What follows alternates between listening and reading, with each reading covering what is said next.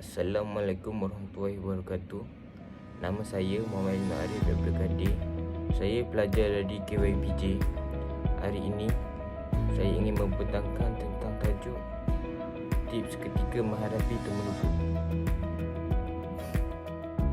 Tips yang pertama ialah bangun awal semasa hari temuduga.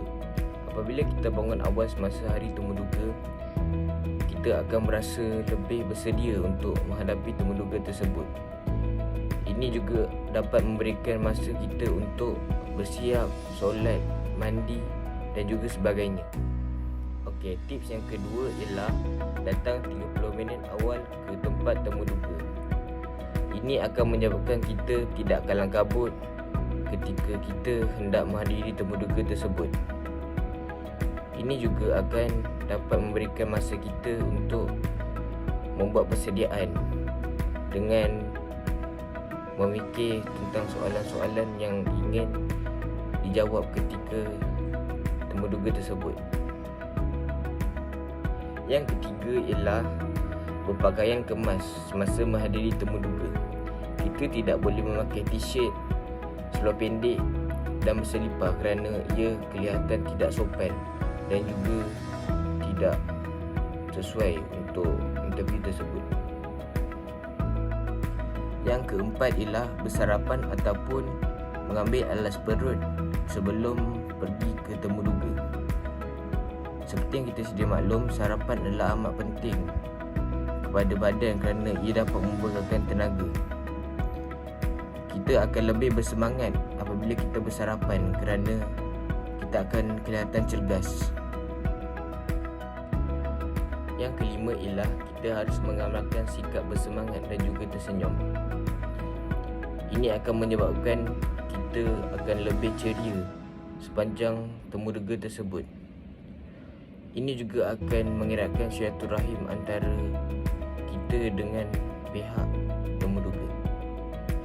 Hal ini akan menyebabkan kita akan lebih dihormati dan juga disanjungi apabila kita mengamalkan sikap lebih bersemangat dan juga bermesra antara satu sama lain. Okay, tips yang keenam ialah kita mestilah menyediakan resume dengan lengkap. Di dalam resume tu kita kena ada IC,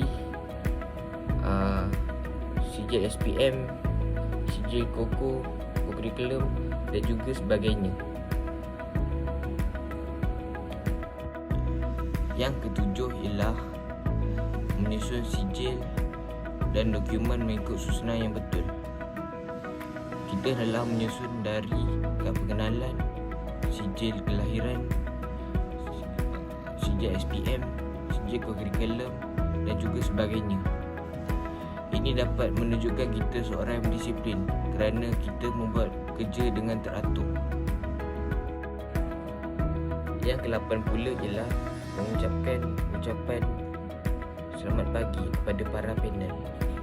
Ini menunjukkan bahawa kita seorang yang menghormati orang lain dan juga seorang yang bersopan santun.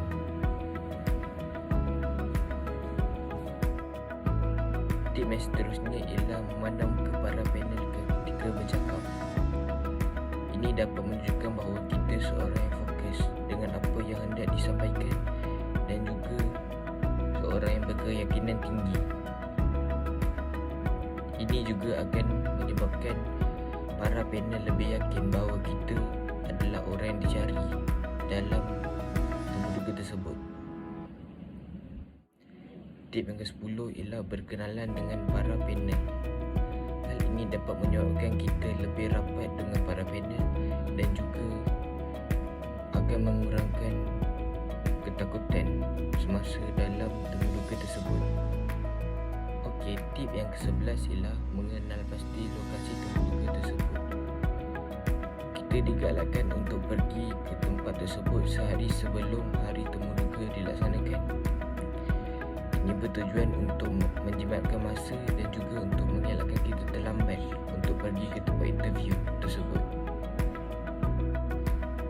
Okey, tip yang seterusnya ialah kita digalakkan membawa pen kerana ada borang yang hendak diisi dan kita tidak perlu meminjam kepada orang lain. Ini juga akan menjimatkan masa kita kerana kita tidak perlu meminjam-minjam orang lain. Tip yang seterusnya ialah kita mestilah duduk dengan tegak dan juga bersopan. Kita tidak boleh mengiring, bersila ataupun duduk secara mengangkang. Ini akan dapat merosakkan imej diri sendiri jika kita tidak duduk dengan sopan. Okey, tips yang ke-14 ialah kita mestilah bersikap jujur dan tidak perlu menipu. Contohnya, jika kita tidak tahu tentang suatu perkara, kita perlu jujur dan kita tidak perlu menipu kerana para panel lebih tahu jika kita menipu. Okey, tips yang seterusnya ialah kita perlulah mengkaji dahulu suatu pekerjaan yang hendak kita pohon. Contohnya, jika kita hendak menjadi usahawan, kita perlulah mempelajari ilmu-ilmu berkaitan usahawanan dan juga ilmu-ilmu berkaitan bisnes. Ini juga akan memudahkan kita dalam urusan temuduga tersebut. Okey, tips yang terakhir ialah kita perlulah menjawab soalan dengan jelas supaya dapat didengari oleh para panel. Dan juga kita haruslah mengucapkan terima kasih kepada para panel di akhir temuduga tersebut. Sekian, terima kasih.